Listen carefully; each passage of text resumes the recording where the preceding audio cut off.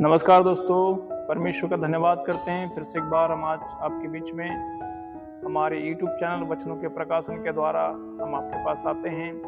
और आज का हमारा विषय रहेगा कि बाइबल में जैसे लिखा है कि हे जवान, अपने जवानी के दिनों में अपने सृजनहार को स्मरण रख। मेरे प्रियो, आज हम परमेश्वर के वचन से देखेंगे कि सबोपदेशक की पुस्तक में राजा सुलेमान एक बुद्धिजीवी व्यक्ति है, एक बहुत ज्ञानी व्यक्ति जिसको परमेश्वर की ओर से विशेष वरदान था। परमेश्वर का बुद्धि और ज्ञान का वर उसे मिला हुआ था, और जो इतना बुद्धिजीवी था कि उसे सभी बातें वो पता है कि कैसे आने वाले दिनों में चीजें होने वाली हैं। तो उन बातों को वो बड़े विश्लेषण के साथ में बताता है यहाँ पर, क्योंकि सुलेमान राजा एक ऐसा व्यक्ति है जिसमें जैसे कि मनुष्य का जो मन है जिधर भागता है पहले काम उधर करता है। तो सुलेमान ने ऐसे ही अपने जीवन में, राजा सुलेमान ने इस संसार की तमाम सारी चीजों का, वस्तुओं का, हर एक बातों का खूब आनंद लिया। और इतना आनंद लिया उसने कि ऐसी कोई वस्तु नहीं थी मनभावनी जिसका उसने उपयोग अपने जीवन में नहीं किया होगा। सभी कुछ किया, लेकिन जब सबोपदेशक की पुस्तक लिखते समय उसके आखिरी अध्याय में जब वो आता है, तब उसे एक अपने जीवन का सारा संपूर्ण सार जो है एक मनुष्य के सामने रखता है, जो हमारे लिए बहुत निहायत जरूरी है।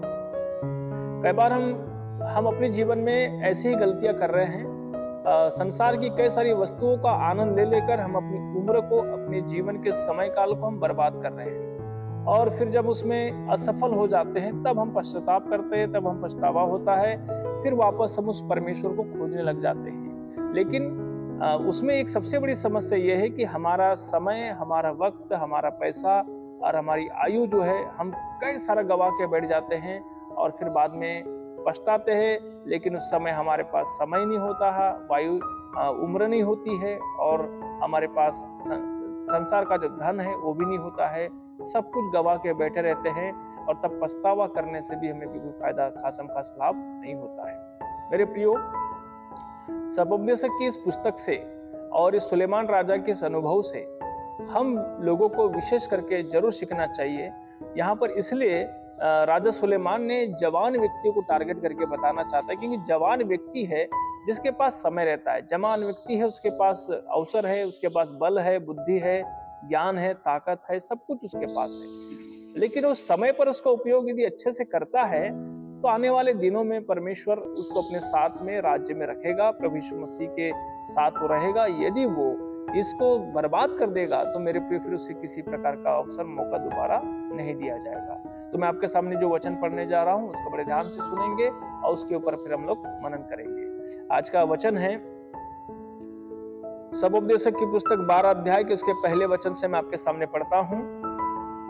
अपनी जवानी के दिनों में अपने सृजनहार को स्मरण रख, इससे पहले कि विपत्ति के दिन और वे वर्ष आए जिसमें तू कहे कि मेरा मन इनमें नहीं लगता।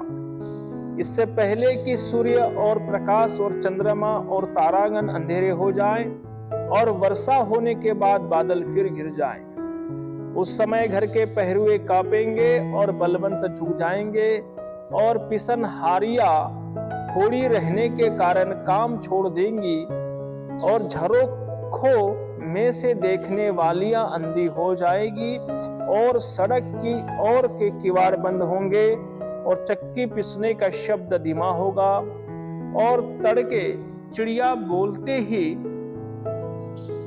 एक उड़ जाएगा, और सब गाने वालियों का शब्द धीमा हो जाएगा। फिर जो ऊंचा हो उससे भय खाया जाएगा, और मार्ग में डरावनी वस्तुएं मानी जाएगी, और बादाम का पेड़ फूलेगा, और टिड्डी भी भारी लगेगी, और भूख बढ़ाने वाला फल फिर काम न देगा, क्योंकि मनुष्य अपने सदा के घर को जाएगा, और रोने पीटने वाले सड़क सड़क फिरेंगे। उस समय चांदी का तार 2 टुकड़े हो जाएगा, और सोने का कटोरा टूटेगा, और कुंड के पास रहर टूट जाएगा। तब मिट्टी ज्यों की त्यों मिट्टी में मिल जाएगी, और आत्मा परमेश्वर के पास जिसने उसे दिया है लौट जाएगी। उपदेशक कहता है सब व्यर्थ ही व्यर्थ, सब कुछ व्यर्थ है। मेरे प्रियो, इस महत्वपूर्ण संदेश को समझने के लिए अब हम आगे इसके प्रकाशन में जाएंगे। इसका प्रकाशन इस प्रकार है कि जैसे कि बाइबल में लिखा है कि यहाँ लिखा है, वहां कहता है कि अपने जवानी के दिनों में अपने सृजनहार को स्मरण रख, इससे पहले कि वे विपत्ति के दिन और वे वर्ष आए जिसमें तू मेरा मन इनमें नहीं लगता। इससे पहले देखो, यहाँ पर बाइबल कहती है आज हर व्यक्ति का मन जो है संसार में, संसार की बातों पर, संसार की चीजों पर, संसार की वस्तुओं पर, संसार की फिल्मों पर, संसार की टीवी पर, संसार के तमाम प्रकार के रंगरेली दुनिया और मोबाइल्स के ऊपर में ज्यादा से ज्यादा लगता है, लेकिन उसका मन प्रार्थना में नहीं लगता, उसका मन परमेश्वर की ओर, परमेश्वर की इच्छाओं को पूरी करने में नहीं लगता, उसके वचन पे चलने में नहीं लगता, उसको परमेश्वर की संगति करने में, चर्च की संगति करने में नहीं लगता, उसको चर्च से जुड़ी हुई जो चीजें हैं, जैसे कि परमेश्वर की आराधना से जुड़ी हुई चीजें, जैसे कि चर्च के अंदर में बाजा बजाना, स्तुति करना, आराधना करना, कई सारे संसाधन आज के समय में आराधना के लिए उपयोग होते हैं, लेकिन अधिकतर लोगों का यही कहना होता है कि मेरा मन अब इसमें नहीं लगता।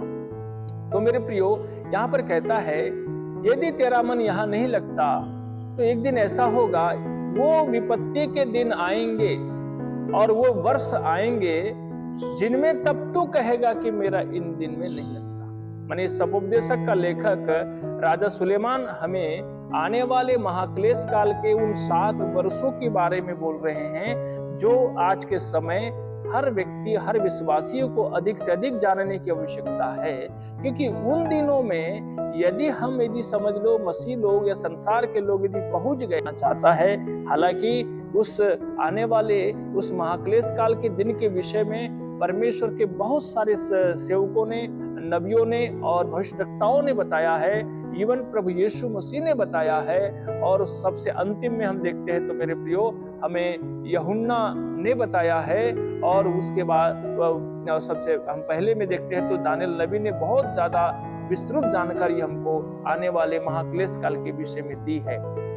परंतु मैं इस सपोपदेशक के लेखक सुलेमान राजा के द्वारा बताए गए इस बातों को मैं आपके सामने रखना चाहता हूँ। यहाँ पर कहता है उस समय, देखो क्या लिखा, इससे पहले कि सूर्य और प्रकाश और चंद्रमा और तारागण अंधेरे हो जाए और वर्षा होने के बादल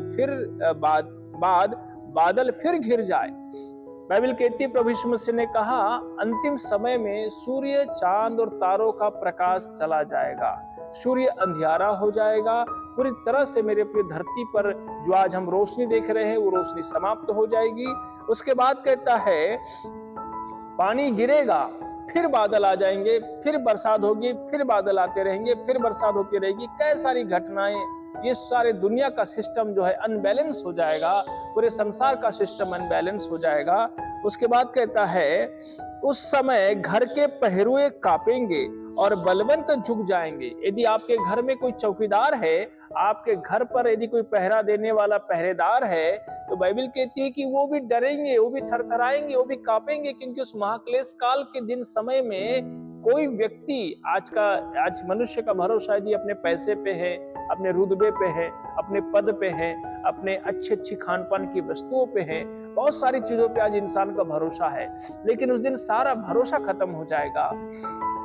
और कहता है उस समय घर के पहरुए कांपेंगे और बलवंत झुक जाएंगे। बलवंत का मतलब है बड़े बड़े शक्तिशाली लोग, बड़े बड़े ताकतवर लोग, अच्छे पॉलिटिशियंस लोग, अच्छे आर्टिस्ट लोग, जितने आज जिन्होंने अपने नाम, इज्जत, शोहरत और बहुत कुछ कमा के रखा है, ये सब कुछ झुक जाएंगे, ये सब के झुकने का समय आ जाएगा। क्योंकि बाइबल कहती है, ऐसा नबी की पुस्तक उसके मेरे प्रियो 2, 3, 4 अध्याय में लिखा है, स्पष्ट भाषा में कहता है कि वो हर एक घमंड करने वालों का घमंड को तोड़ेगा, हर घमंडी आंखें नीचे की जाएगी, हर प्रकार के प्रियो। इसलिए इस कारण वो फिर बाद में कहता पिसनहारियां थोड़ी रहने के कारण काम छोड़ देगी और झरोखों में से देखने वालियां अंधी हो जाएगी। पिसनहारिया का मतलब है संसार में जितने भी आज काम काज, व्यवसाय, बिजनेस करने वाले जो लोग हैं, वो सब कुछ अपना काम धंधा व्यवसाय छोड़ देंगे, क्योंकि इस पृथ्वी पर इतनी महामारी चलेगी, इतनी गरीबी आ जाएगी, इतनी तन्हाई आ जाएगी, इतने सारे क्लेश आ जाएंगे कि उस समय मेरे प्रियो किसी भी तरह से हमें जो है इस पृथ्वी पर कोई भी अच्छा चीज नहीं दिखाई देगा।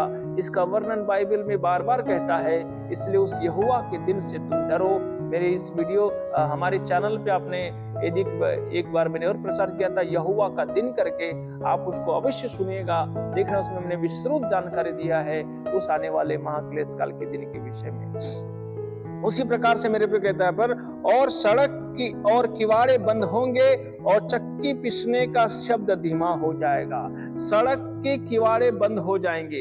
यहाँ पर इसका मतलब यह है कि जब उस महाक्लेश काल का दिन आएगा तब बाइबल कहती है मेरे प्रियो, प्रकाशित वाक्य की पुस्तक में लिखा है कि टिड्डियां निकलेगी, और वो टिड्डियां कहां से आएगी? अधोलोक से आएगी। और वो जब टिड्डियां अधोलोक से जब आएगी तो क्या करेगी?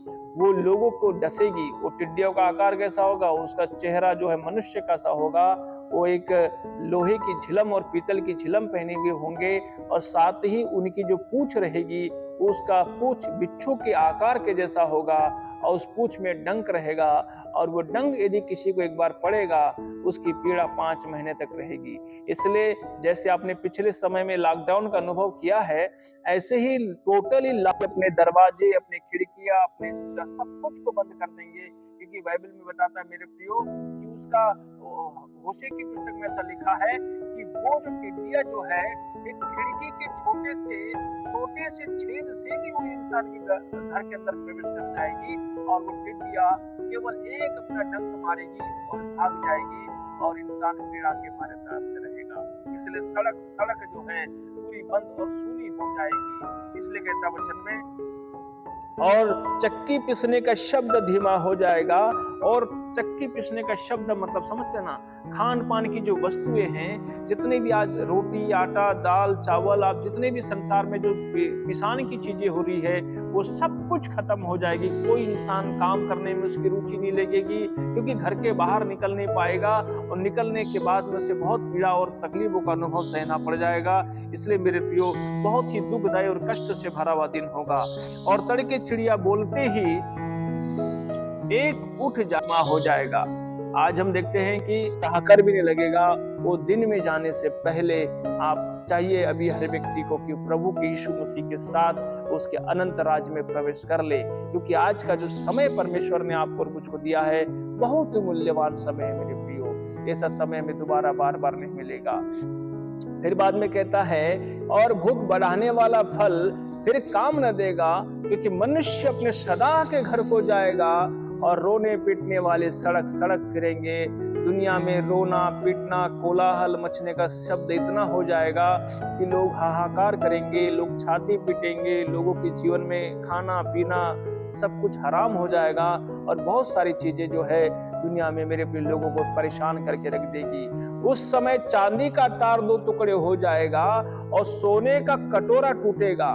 बाइबल कहती है जो चांदी और सोना जिसकी आज बहुत कीमत है, जिनको आज हम अपनी बड़ी बड़ी तिजोरियों के अंदर में रखे हुए हैं, जिनको हम कमाते हैं उनको खरीदने के लिए, वचन में लिखा है कि एक दिन ऐसा आ जाएगा इनकी कोई वैल्यू नहीं रहेगी। चाहे कितना भी सोना कितना भी चांदी मनुष्य रखा होगा, इसकी कोई कीमत नहीं होगी। ये सब टोटल समाप्त हो जाएगा।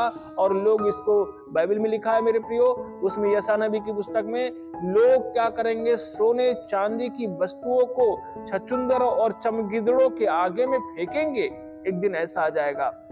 इसलिए आज जो है सोना चांदी पे भी कोई मन लगा के रखा है, आज जो है मेरे प्रिय यहाँ पर बाइबल कहती है जो काम धंधे व्यवसाय पे मन लगा के रखा हुआ है, मनोरंजन पे मन लगा के रखा हुआ है, इन सारी चीजों पे जो मन लगा के आज मनुष्य रखा हुआ है, एक दिन इस सब के कारण से जो है, और सबसे पहली बात संसार में आदमी ने सब पे मन लगाया है लेकिन उस सृजनहार पे मन नहीं लगाया है।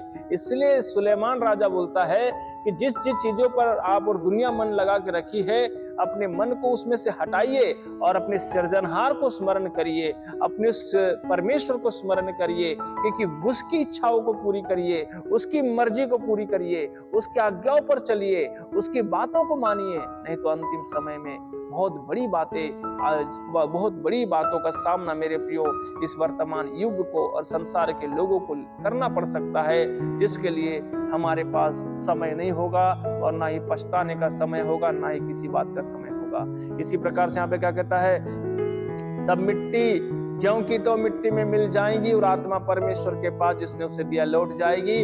उपदेशक कहता सब कुछ व्यर्थ है। फिर मेरे प्रियो, जो शरीर है हमारा ये मिट्टी में है, ये मिट्टी में चले जाएगा और आत्मा परमात्मा के पास चले जाएगा जिस परमात्मा ने उसे दिया है। परंतु क्या होगा उसके बाद? वहां पे बाइबल में साफ कहता है मेरे, इसी में सब उपदेशक की पुस्तक उसके मेरे प्रियो इसी 12 अध्याय के 13 वचन में क्या लिखा है, बड़े ध्यान से सुनेंगे। सब कुछ सुना गया, अंत की बात यह है कि परमेश्वर का भय मान, उसकी आज्ञाओं का पालन कर, क्योंकि मनुष्य का संपूर्ण कर्तव्य यही है, क्योंकि परमेश्वर सब कामों और सब गुप्त बातों का, चाहे वह भली हो चाहे बुरी हो, न्याय करेगा। मेरे प्रियो, अंत में परमेश्वर क्या करेगा? सभी लोगों का न्याय करेगा, सभी के कामों का न्याय करेगा, बातों का न्याय करेगा, शब्दों का न्याय करेगा। इसलिए आज समय हमारे पास है कि हम अपने जीवन को प्रभु को दे दे, परमेश्वर को समर्पित कर दे, प्रभु यीशु मसीह के पास आ जाए, उसे अपना उद्धारकर्ता के रूप में स्वीकार करें और उसे अपना बहुमूल्य जीवन जो है जिसने उसे दिया है उसको हम समर्पित कर दे, क्योंकि वो आज और परमेश्वर आपका और मेरा इंतजार कर रहा है। आज जवानों का इंतजार कर रहा है, युवाओं के लिए इंतजार कर रहा है। जवान परमेश्वर को आज अपने जीवन को सबसे महत्वपूर्ण समझने वाले बन जाए, क्योंकि जितनी बातें मैंने यहाँ पर बताई है, आज की युवा पीढ़ी क्या कर रही है? परमेश्वर को ही छोड़ देती है और बाकी संसार को पूरा अपनाने में लगी हुई है, पूरी दुनिया के पीछे भाग रही है। लेकिन मेरे प्रियो, एक दिन ये हमारे लिए बहुत बड़ा महंगा सौदा हो सकता है।